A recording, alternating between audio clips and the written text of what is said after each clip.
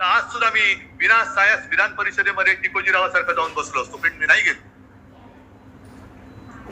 म्हणून मी आज तुम्हाला सांगतोय, विचार करून उत्तर द्या.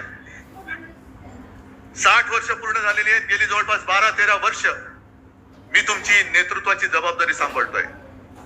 पण जे आरोप माझ्यावरती होत आहेत ते जर तुम्हाला खरं वाटत असतील तर तुम्ही मला सांगायचं, मी आत्ता या पदावरनं पाय उतारवायला तयार आहे.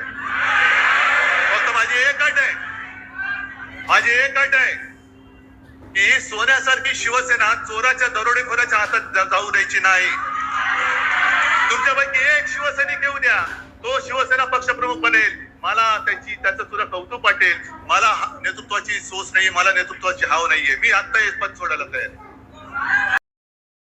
काल ऑपरेशन टायगरच्या पार्श्वभूमीवर टीकेचे धनी झालेल्या उद्धव ठाकरेंनी शिवसैनिकांपुढे मोठा धमाका केला.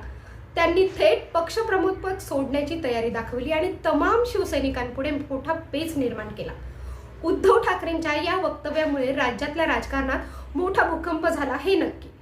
6 खासदार फुटल्यानंतर उद्धव ठाकरेंच्या या विधानानं मोठं गांभीर्य निर्माण केलंय. त्याचाच आढावा आपण या व्हिडिओत घेणार आहोत. नमस्कार, मी अंजली. टाइम टू टाइम मध्ये आपल्या सर्वांचं स्वागत. डिलिमिटेशनसाठी आवश्यक ते बहुमत मिळवण्यासाठी बंगालच्या ऑपरेशन टायगर नंतर महाराष्ट्रामध्येही ऑपरेशन टायगर राबवलं गेलं. आता ते यशस्वी देखील झालं आहे.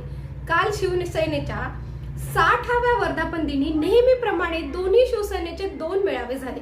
पण यामध्ये सगळ्यांचं लक्ष होतं ते उद्धव ठाकरे यांच्या भाषणाकडे. उद्धव ठाकरेंनी 60व्या वर्धापन दिनाला शिंदे सेनेतल्या शिवसैनिकांच्या हल्ल्यांना दणकावून उत्तर दिलं. माझे आजोबा एक समाज सुधारक होते. ते विश्वाचं बिराड पाठीवर तसेच महाराष्ट्रभर घेऊन फिरले. ज्या गावात जमलं नव्हतं त्या गावातून निघून जायचे. माझ्या आजोबांनी महाराष्ट्रात प्रबोधन केलं. त्याची फळं त्यांनी आणि बाळासाहेबांनी देखील भोगली आहे. माझ्या आजोबांना ज्या गोमूत्रधारकांनी विरोध केला तेच आजही आम्हाला त्रास देत आहे, असं विधान उद्धव ठाकरे यांनी केलं. कशाला माझ्या आजोबांना प्रबोधनकार ठाकरे जे सांगतात ना, प्रबोधनकारांचा वारसा घेऊन पुढे जा, पण प्रबोधनकारांना सुद्धा काय काय भोगावं लागले का?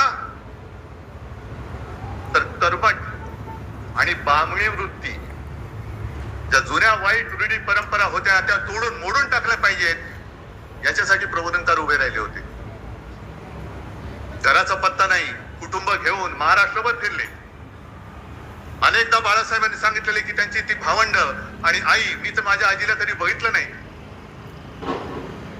पण विंचवाचं बिराट जसं पाठीवर असतं तसं घेऊन माझे आजोबा महाराष्ट्राच्या कानाकोपऱ्यात फिरत होते.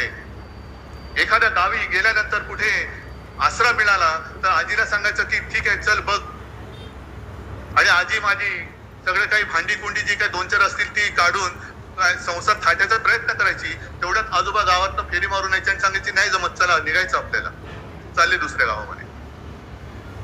अनेक वेळेला त्या काळी आमच्या घरावरती मेलेली कुत्री आणि कचऱ्याचे ढीग फेकले गेलेले आहेत. शिवसेना प्रमुखांनी तर काय टीका सहन केली हे तुम्हाला माहिती आहे. आज माझ्यावर टीका होते, माझ्या पत्नीवरती टीका होते, आदित्यवरती घाणेरडे आरोप होत आहेत, तेजसवरती होत आहेत. का? तर एका क्षणी ज्या वेळेला भाजपने दगा दिला तेव्हा मला जबाबदारी स्वीकारावी लागली मुख्यमंत्री पदाची, म्हणून हा झडफळाट झाला. तुम्ही नाही, तुम्ही मातोश्रीने फक्त वाढायचं काम करायचं, जेवायचं काम ते करणार. जे काय मिळेल, मंत्री मीच झालो पाहिजे, मुख्यमंत्री मीच झालो पाहिजे, माझं ड्युट्या कार्ट खासदार झालं पाहिजे, मंत्री झालं पाहिजे, मातोश्रीने भोगायचा मातोश्रीला अधिकार नाही. नाहीच आहे, आम्हाला नको आहे काही.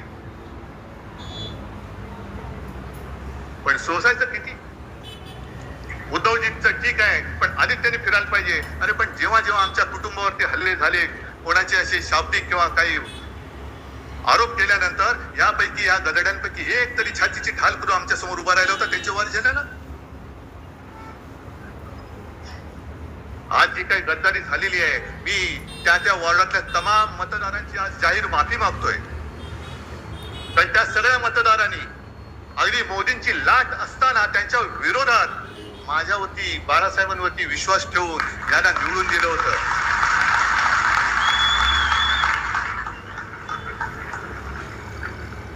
हे आम्हाला डिवचलं जात होतं की तुमची मोदींच्या चेहऱ्यावरती खासदार निवडून आले. मोदींचा चेहरा न वापरता आपल्या शिवसेनेचे 9 खासदार डौलाने निवडून आले होते.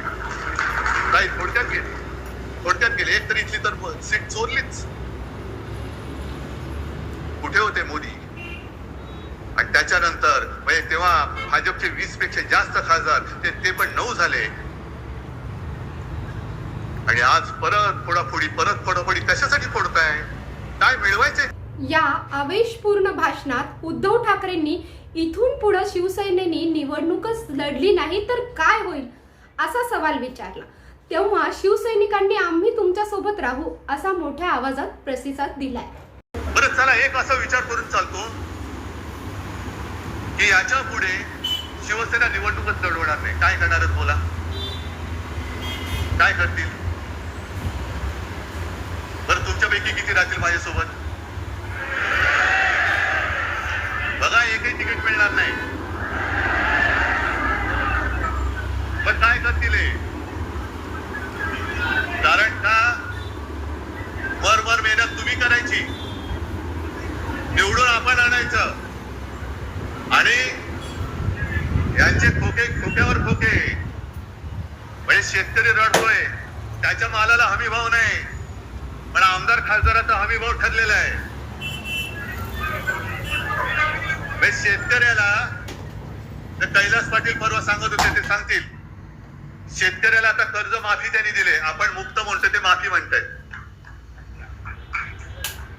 कर्जमाफीमध्ये त्यांनी अशा अटीतटी शर्ती टाकलेल्या आहे की शेतकरी म्हणाल मेलो तरी चालेल पण तुझं कर्ज नको, मी भीक नको पण कुत्रा.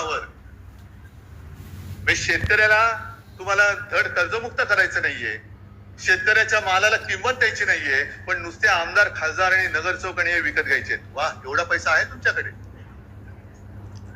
निवडणुकीच्या आधी लाडकी बहीण आणि आता 80 लाख महिलांचं ते त्यांची ओवाळणी काढून घेतलेली आहे. काय टर्रेबाजी करत होते ते, दाढी खाजवत फिरत होते. काय मिळाले की नाही? पण मला एका गोष्टीचा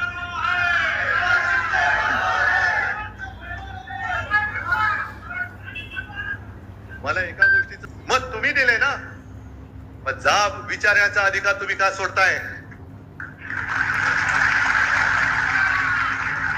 का नाही जाब विचारत?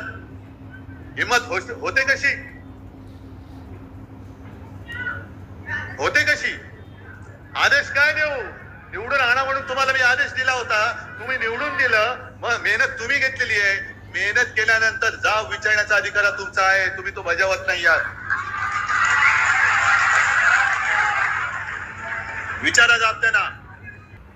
राज्यात ठाकरेंचे 6 खासदार फुटलेत, पण सर्वाधिक टार्गेटवर धाराशिवचे खासदार ओमराजे निंबाळकर आहेत.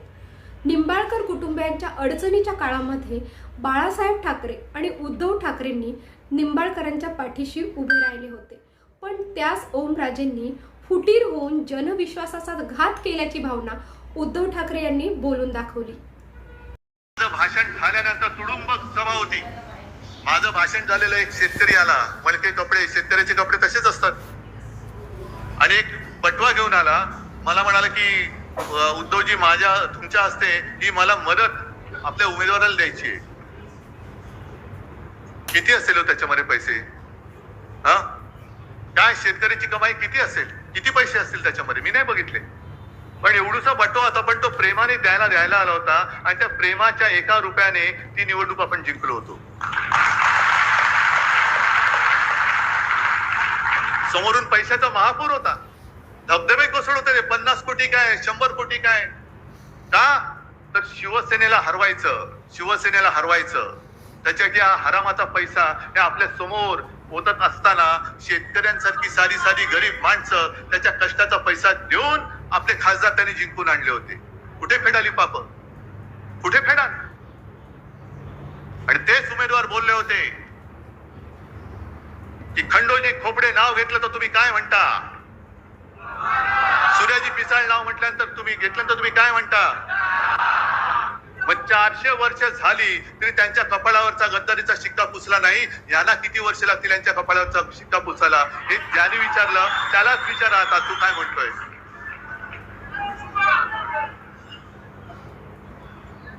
तुम्ही महाराष्ट्राचा विश्वासघात करता. उद्धव ठाकरेंच्या कालच्या संपूर्ण भाषणात टीका फक्त एकनाथ शिंदेवर आणि भाजपच्या केंद्रीय नेतृत्वावर होती. उद्धव ठाकरेंनी देवेंद्र फडणवीसावर कालच्या भाषणात कमीत कमी अगदी नाके बराबर टीका केल्याने राजकीय विश्लेषकांचे कान मात्र टवकारले होते. पण त्याच वेळी काँग्रेसचं कौतुक करण्यासाठी उद्धव ठाकरेंनी उदंड शब्द वापरले. भाजप शिवसेनेसोबत खुनशी वागत असल्याचा मात्र वारंवार उच्चार उद्धव ठाकरेंनी केलाय. ठाकरेंच्या भाषणात शेवटी केलेल्या भावनिक आव्हानामुळे शिवसैनिक देखील भावनिक झाले. शिवसैनिकांना वाटत असेल तर मी पक्षप्रमुख पदाला जय महाराष्ट्र करेल अशी हाक उद्धव ठाकरेंनी दिल्याने शिवसेना उभाटा गटाच्या मेळाव्याचा शेवट भावनिक झाला. येत्या काळात उद्धव ठाकरे खरंच पक्षप्रमुख पदात सोडून कोणा शिवसैनिकाला या पदावर बसवतायत की पुन्हा धीरानं शिवसेनेचा कारभार हाती घेत आहेत हे लवकरच दिसणार आहे. तुर्तास इथेच थांबूया. राज्यातल्या बड्या राजकीय घडामोडींच्या अपडेटसह पुन्हा भेटूया. नमस्कार.